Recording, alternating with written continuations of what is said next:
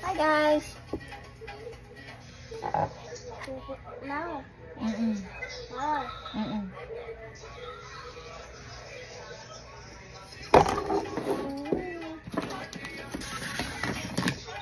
Wow. Ganda-ganda.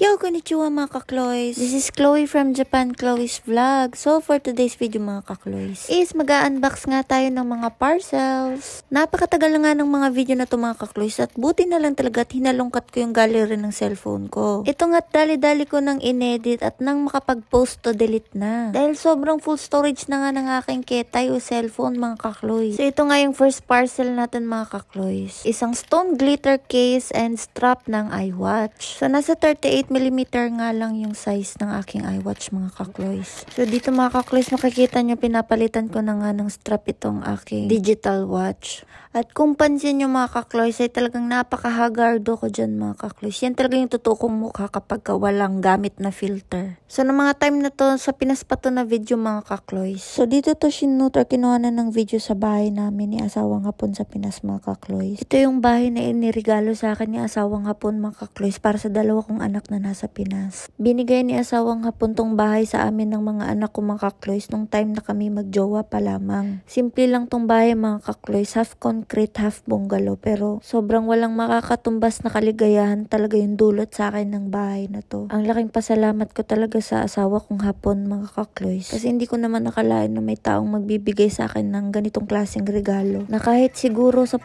taon ko pang pagsikapan o pagtrabahuan, hindi ko agad siguro magagawang magkaroon ng sarili kong bahay mga kakloy. Although fruit of labor sa pag-a-abroad ko yung ginamit ko sa pang-renovate sa bahay na to. Si asawang hapon pa rin naman yung bumili ng lupa na may kasama ng bahay mga kakloy. Yeah, sobrang nagpapasalamat talaga ako sa Panginoon para sa lahat ng biyayang to. Lalong-lalo na dahil binigyan ako ng Panginoon ng pogi at cute na mga anak at sobrang maalaga at mapagmahal na asawa. Ito lang Lord at maayos na kalusugan. Sobrang sapat na. Well anyway mga kakloys, ito na nga yung ating second parcel. Ano nga tawag dyan mga kakloys? Nakalimutan ko tuloy. Pang sunscreen spray yata yan mga kakloys. Yun bang i-spray mo sa mukha pagkatapos mong mag-makeup? TikTok ko nga pala halos nabili lahat ng mga parcels na to mga kakloys. Kaka-scroll ko yan eh. Ayan tuloy. Napadami ng order.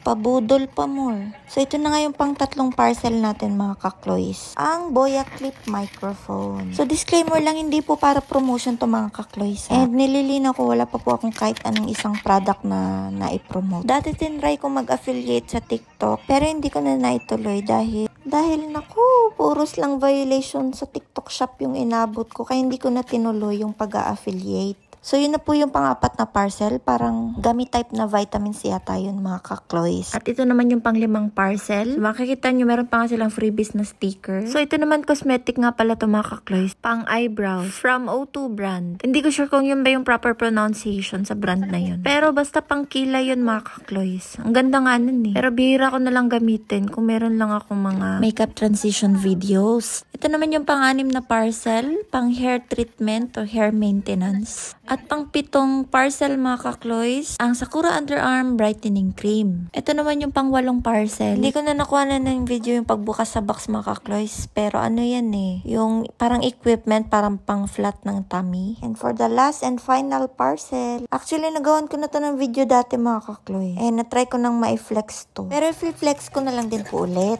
So, ito nga po pala yung tripod mga kakloy. So, pwede po ito pang DSLR camera or kahit pang smartphone or pang cellphone na tripod mga kakloy. So, meron pa nga siyang free Bluetooth na remote. And of course, hindi mawawala yung free manual. Yun nga lang, naka-Chinese character mga kakloy. Pero wag tayong mag-alala kasi high-tech naman na yung generation natin nowadays. So, pwede na lang tayong gumamit na Google Picture Translator kung meron tayong hindi maintindihan dun sa manual. So, napaka-compact din nito kasi meron din siyang free bag. So, ito nga yung madalas ginagamit namin na asawang hapon mga kakloy. Kung pansin nyo sa mga vlogs namin, akala nyo lang meron kaming cameraman pero tripod po talaga gamit namin yan. Ayan, at nahagip pa sa video yung makulit kong anak. So, ayan, yun lang muna lahat for this video mga kakloy. And thank you for watching. See you in my next video. Johnny!